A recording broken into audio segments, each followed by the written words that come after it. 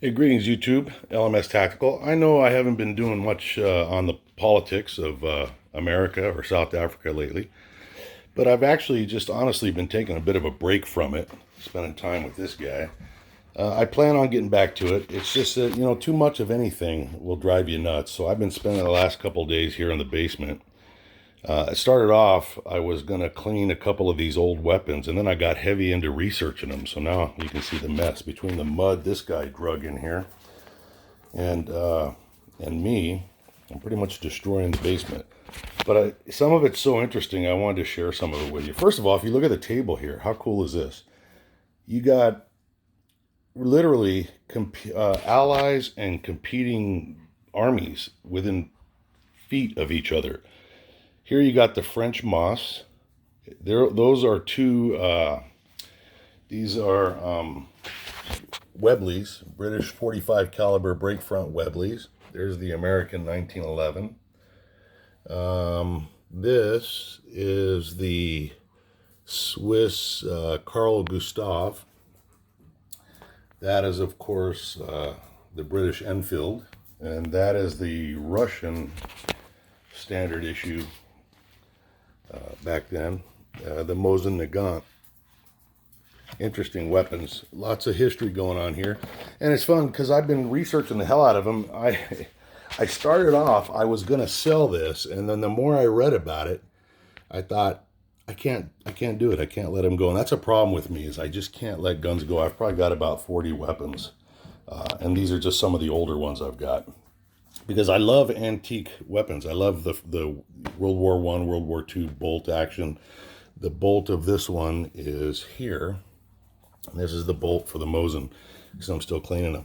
But these have such a rich history. I thought, well, I got two. I'll sell one of them. They're actually more valuable than this one.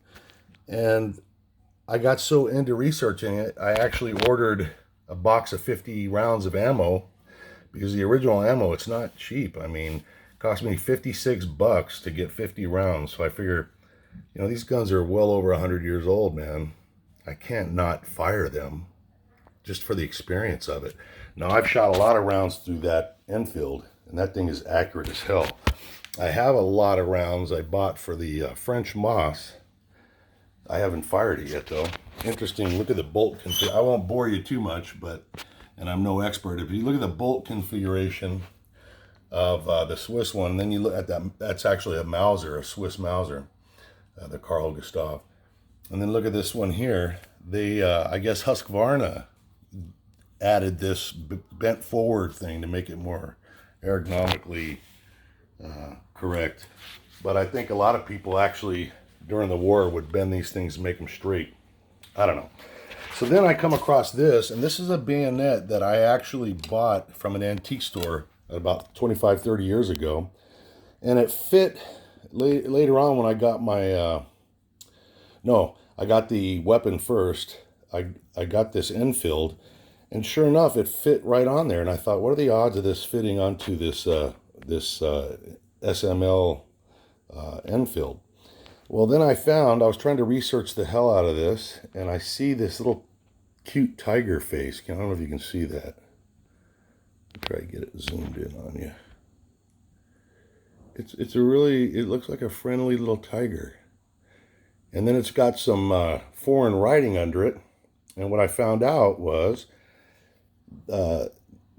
Britain sold thousands of these to Siam, which is now Thailand. And these were going to be the weapons of the Royal Tigers, or the Tiger Corps. And that's why they put that stamp on there. And those characters there are from the Buddhist calendar, which basically it means like 1918, but under the Buddhist calendar, it's like 20 something. So that's pretty cool, because you can find these for sale, but you just don't find the original scabbards on them. And this one I have, so that's kind of a cool thing. And what was I going to tell you? Oh, well, here's something that'll drive you gun people nuts if you like these weapons. I actually paid $50 for each one of these weapons that you see here. Each one, $50 each. And the story on it is I mean, way back in like late 80s, early 90s, I knew a guy who was a federal firearms dealer, and some very rich lady and her husband, he was a gun collector, and I wasn't too into guns back then. I wish this would have happened today. But he passed away, and the wife said, "Look, I don't care what you get for these weapons. I just want them out of the house." And he showed up with literally just a trunk and a back seat full of every weapon you can think of: Uzis, Mac 10s, everything you could think of, modern, old. And I developed a hankering, a liking for these old weapons. And so I was broke as fuck at the time. I had no money to speak of, and which was standard back then in that period of my life. Just didn't have any money, and I had to scrape and scrounge and promise and pay off. But I got each one of these weapons for $50 each, and there's actually more in my gun safe. Can you imagine that? I mean, this is on a gun auction site right now for $1,000, and the bidding's not over. These in really crappy shape are like $800. You can get a really beat up one for $600. I mean, think about it. $50, man. Luck was on my side back then. But anyways, I just thought I'd show you guys what I'm up to, and I hope you guys are safe and sound. And if you guys are new to the channel because you see me on TikTok and I do advertise, they kicked me off TikTok after I had like 125,000 subscribers. And people say, well, why do you use that commie freaking thing? And I'm like, you know what? I'm going to use their platform to direct people here to the YouTube channel that I haven't made videos on in a while. But I'll tell you what, man, I'm ready to go. It's just that sometimes the politics are so heavy and the news cycle spins so fast, it's very hard for me to figure out what to talk about. So I think I'll just turn the camera on and just start talking about current events and see what comes out. So don't give up on me, and I hope you guys in the meantime are staying safe and sound. LMS Tactical, we'll see you soon. Stay safe.